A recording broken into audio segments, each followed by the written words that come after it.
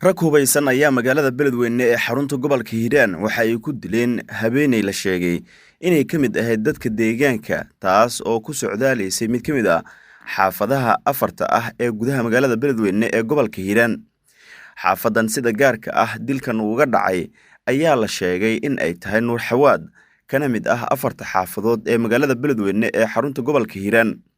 Dilka habeenayda ayaa yimid kadib markii burcadan hubeysan oo gudaha magaalada ku sugnaa ay istaajiyeen mid ka mid ah wadooyinka magaalada sidoo kalena ku amreen in ay istaagto waxaana ay ka qaateen telefoon weyn oo ay wadatay sidoo kalena waxyaabo kale oo ay gacanta ku haysay oo ay dadku sheegeen in ay ahaayeen lacago ay ka qaateen kadibna ay ku amreen in telefoonka ay furto markii ay furtana ay weydiiyeen lambar sireedkeeda AVC-ga hase yeeshee ay ka biyo diiday taasi oo ugu dambeyn keentay in dhowr xabadood qeybaha sare ee jirka ay kaga dhuftaan ugu dambeynna halkaas ay u geeriyoto. Kooxda burcadda ah ayaa dilka markii ay geysteen kadib waxa ay ka baxsadeen goobta iyadoona laamaha ammaanku ay gaareen halkaas oo ay ka sameeyeen baaritaan kooban oo aan ilaa iyo hadda wax natiijo ah lagu gaarin.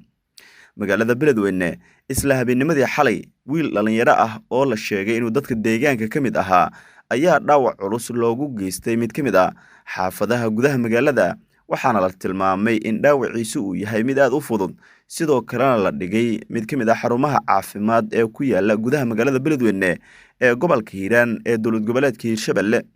Isla habeennimadii xalay ciidamada booliisku ayaa howlgallo xoogan ka sameeyay xaafadaha kala duwan ee gudaha magaalada iyadoona markii ay soo idlaadeen kadib warbaahinta kula hadlay mid ka mid ah fagaarayaasha ku yaala gudaha magaalada waxaana si cad ay u sheegeen in magaaladu ay maalmihii dambe ku soo kordheen falal liddi ku ah ammaanka loona dulqaadan karin cid walba oo lagu arkaana arrintaasi ay sharciga la tigsan doonaan.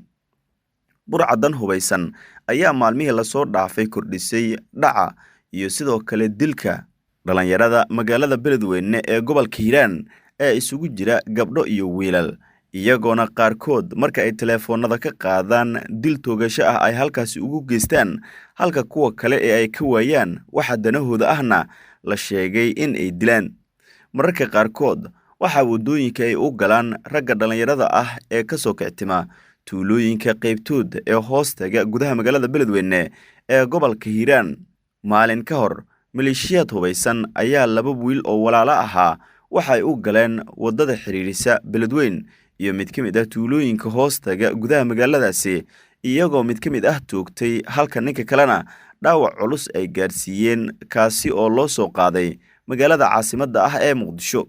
Ilaa iyo hadda ma jirto cid wax ka qabatay arrintan mana jirto maamul dowlad goboleed iyo sidoo kale dowlad dhexe oo iska xil saartay badbaadinta shacabka Soomaaliyeed ee ku dhaqan guud ahaan geyiga Soomaalida gaar ahaan gobolka Hiiraan magaaladiisa Beledweyne oo dhacdooyin kuwani oo kale ah ay ku soo bateen maalmihii la soo dhaafay.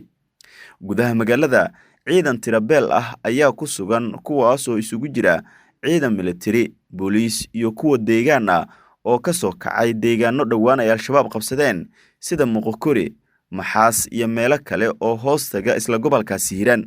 Ma jiro war cad oo ka soo baxay taliska booliiska gobolka gaar ahaan magaalada Beledweyne kaasi oo ay kaga hadlayaan falalka amni darro ee maalmihii la soo dhaafay ku soo kordhay gudaha magaalada naftoodana ay ku waanayaan dhalinyarada Soomaaliyeed ee mustaqbalka fog leh.